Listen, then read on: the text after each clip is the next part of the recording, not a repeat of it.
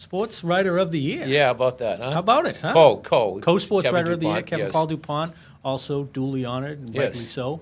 But it's really nice to have Mr. Steve Buckley taking home this award this year. Kevin DuPont and I had a bet that the recipient would take the other guy out to lunch. So what we're going to do is that we're still going to have lunch. You're going to send the bill to me? And we're each going to expense it to our respective newspapers and split the difference. So it's going to work out great. It's old sports writer trick. So. All right. No, it's nice, though, because, Buck, you're the voice of the Herald. And you're the voice of Boston sports fans in a lot of ways. It's nice being a sports columnist for a newspaper in your hometown. Yeah. I was born and raised in Cambridge. Dad was a truck driver in Southie for 42 years, coil trucking. And you wanted to do this when you were a kid, right? Be a truck driver in Southie? No. I did. When I was a kid, I had a paper route. I delivered the Herald Traveler, which was the forerunner of the Herald, the New York Times, and the Cambridge Chronicle. And I used to go to school in the morning with ink all over my hands. And I loved delivering newspapers. And I would read all three of them. And I learned even then that each newspaper had a particular way of covering news. Obviously, the Cambridge Chronicle with check-passing photos and local news. Herald Traveler heavy on the Boston slant. New York Times heavy on the national and world slant. So even as like a sixth grader or a seventh grader, Mr. Carabino's class at Longfellow School, I had an understanding of what newspapers were all about and the different roles that they serve. So when you go out to Fenway or to Agganis Arena or any of the places that we send you, I mean, what's important to you to get and write and bring out to the readers? Well, you want a story, you want a hook, you want something that you think people would want to read, but you also want something that you can say in your voice that will sound like your voice. And as I was saying earlier today, when I was a kid reading all these newspapers, Tim Horgan from the old Herald Traveler, later the Herald, Ray Fitzgerald from the Globe, and Larry Claflin from the old Racket American, I knew as a kid that they had distinct voices and a distinct way of telling a story. And you could have taken the name off the columns and put them in front of me, just the words. I would have known who wrote which. And so it's a question of, okay, what can I say in the way I like to say things that will work, that will resonate. And I think that's true, of your column, of Ron Borges' column. I can say accurately, the way that you talk to me on the phone or we talk here in the office, that conveys through to your writing. It's not a whole lot different. And even folks who hear you on the radio or see you on TV probably can pick that up too. Yeah, I think so. And it's funny you mentioned Ron, because Ron has certain catchphrases that he uses, like big hat, no cattle, which is a famous Ron Borges line, which I hear all the time, and every once in a while you see in the prose.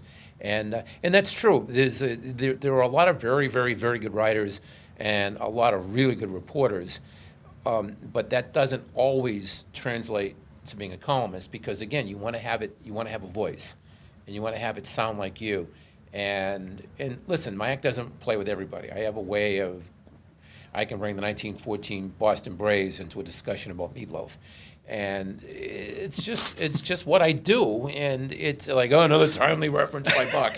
But people have made their peace with it by now, or they don't read me. It's one or the other. That's how you're a baseball guy. I'm a football guy. Yeah. That's how we end up with football columns that have references to the Red Sox in it. But that's okay. I did. I had a Pats column with a Buckner reference today. So there you go. So you've been at the Herald, I think, 20 years? 21 years this month. 21 years. Yeah.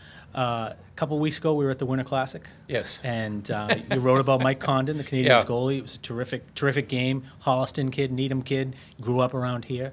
And his family was there with him, right? And after the game, you went down to write on him. And his brother, he picked you out of the crowd, right? He said, Buck. His brother did that, and then Mike said, oh, yeah, listen to the radio. And we actually talked like two Boston guys. There's Jeff Mansfield's a former Arlington High goaltender who was also at Princeton, and so his Condon's just had the biggest game of his life, and we're talking about this kid from Arlington that I did a column on like 12 years ago at the Herald. So it is nice when the athletes, particularly those athletes who, and I'm such a sucker for the local angle.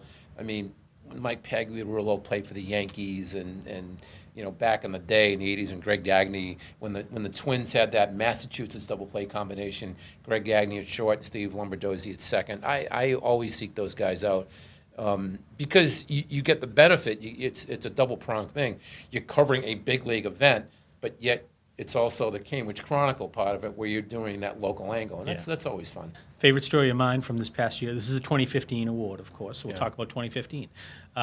It was July 4th weekend.